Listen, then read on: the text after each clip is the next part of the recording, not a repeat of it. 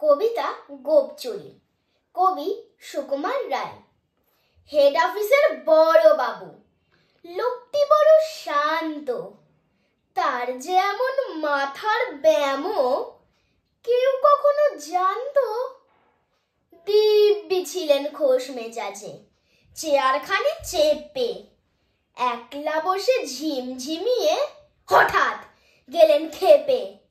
আঁতকে উঠে হাত পা ছুড়ে চোখটি করে গোল, হঠাৎ বলেন, গেলুম গেলুম, আমায় ধরে তোল। তাই শুনে কেউ বদ্যি ডাকে, কেউ বা হাঁকে পুলিশ, কেউ বা বলে, কামড়ে দেবে, সাবধানেতে তুলিস।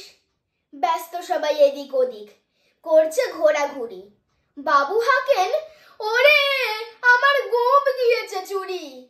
গোপ হারানো আজব কথা, তাও কি হয় সত্যি?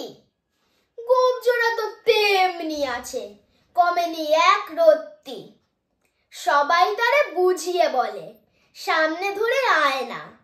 মোটেও গোপ হয়নি চুরি, কখনো তা হয় না।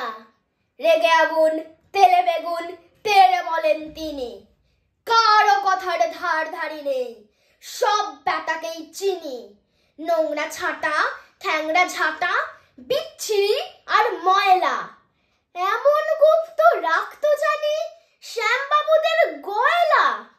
এ গোপ যদি আমার বলিস, করব তোদের জবাই। এই না বলে জরিমানা করলেন তিনি সবাই। ভীষণ রেগে বিষম খেয়ে দিলেন লিখে খাতায়, কাউকে বেশি লাই দিতে নেই, সবাই চড়ে মাথায়। অফিসের এই বাদরগুলো মাথায় খালি গোবর, গোপ জোড়া যে কোথায় গেল কেউ রাখে না খবর। ইচ্ছে করে এইবার তাদের গোপ ধরা খুব নাচি, মুখগুলোর মুন্ডু ধরে কোদাল দিয়ে চাচি। গোপকে বলে তোমার আমার, গোপ কি কারো কেনা? গোপের আমি গোপের তুমি, তাই দিয়ে যায় চেনা।